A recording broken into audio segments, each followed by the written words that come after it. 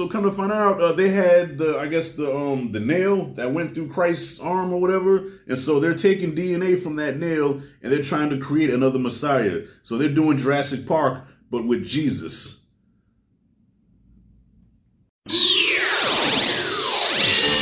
And here's the review.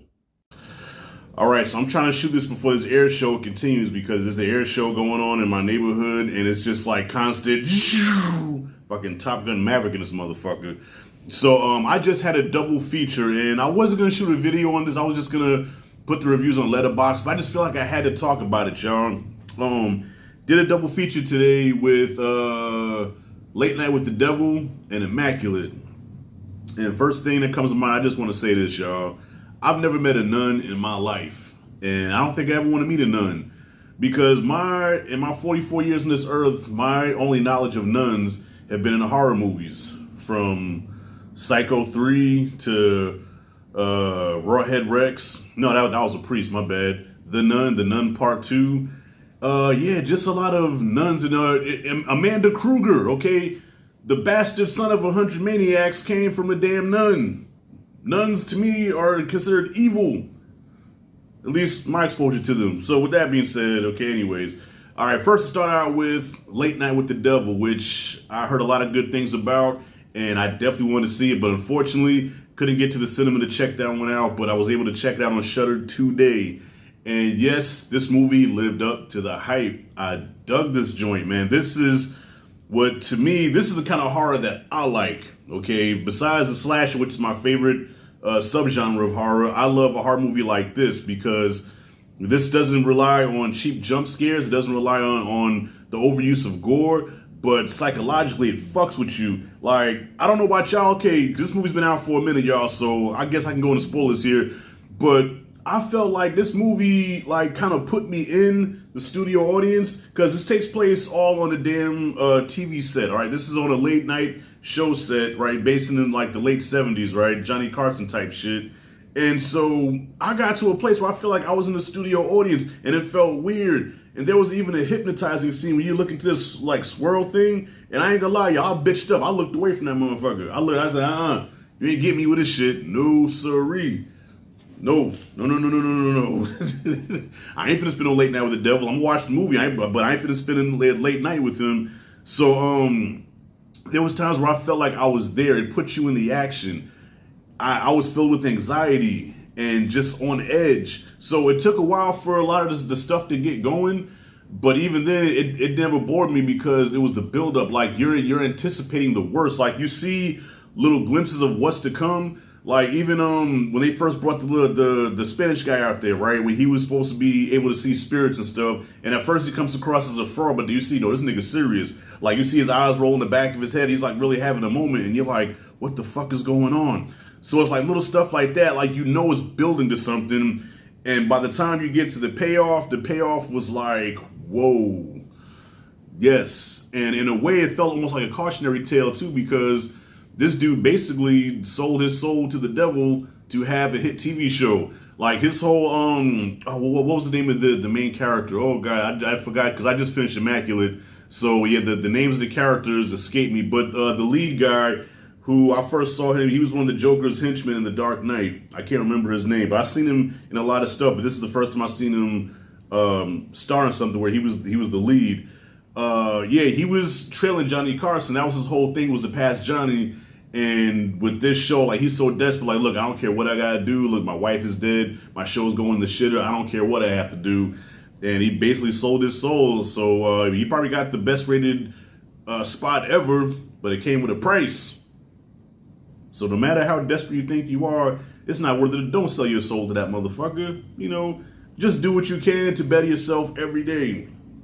So with that being said, yeah, Late Night with the Devil, and I don't even like watching shit like this, to be honest with you, y'all. I don't do all that satanic and devil stuff, and there were times where I did feel uncomfortable. They start going to the rituals and the seances and all that. I don't get into that, but because this film was so well made, I went on ahead, gave it a go, and I wasn't surprised, but I was satisfied with what I saw. And then of course with how most horror movies and stuff ended in the 70s and 80s, it just like ends. There's no Bow doesn't like tie with a bow on top. No, it just the shit goes down and then roll credits. And I like when the movie does that because it's like as the credits are rolling, you're processing what the hell you just seen, and then for some reason it just sticks with you more instead of that ending where everything wraps up, you explain it, like I said, a little bow on top, and then it goes off. We didn't get that. So yeah, Late Night with the Devil is right now probably my favorite horror joint this year,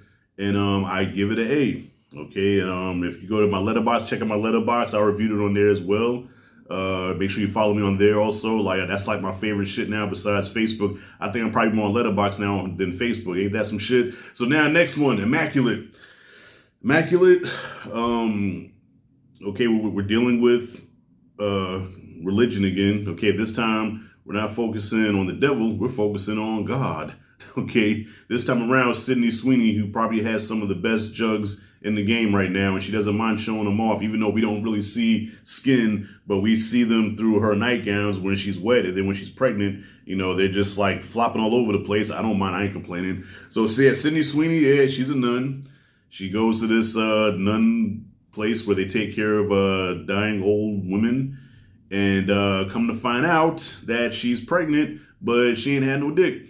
Okay, so all the nuns in there think she's the Virgin Mary. She's gonna give birth to the next Messiah, but come to find out, like I said, this movie been out for a while, y'all. So I'm spoiling it, yeah. So come to find out, they had the nail that went through Christ's arm or whatever, and so they're taking DNA from that nail and they're trying to create another Messiah. So they're doing Jurassic Park, but with Jesus.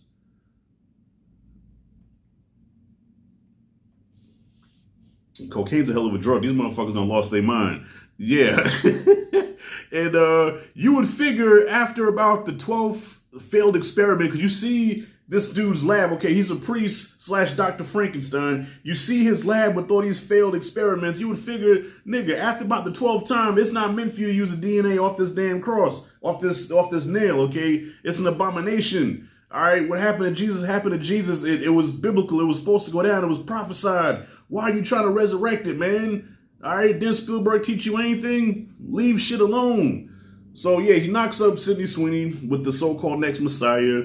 And the nuns are hating on it because some of the nuns wanted it to be them. And then you have the old ladies there that's telling her that, because she tries to escape. Yo, probably one of the funniest scenes in the movie, y'all, was when she wanted to see a real doctor, but they wouldn't let her up out of there. So she sacrificed a chicken and used chicken blood to say that she was bleeding. She needed to go to the hospital, and they called her on her bullshit. And when she got caught, all she could do was run. So all you see is a pregnant ass running with them tits flopping all over the place. And of course, they tackled her and brought her back. I don't know, for some reason, I thought that shit was funny. Yeah, have a big face off. Now, my issue with this movie, y'all, okay, so yeah, this really wasn't that scary, but it was intriguing.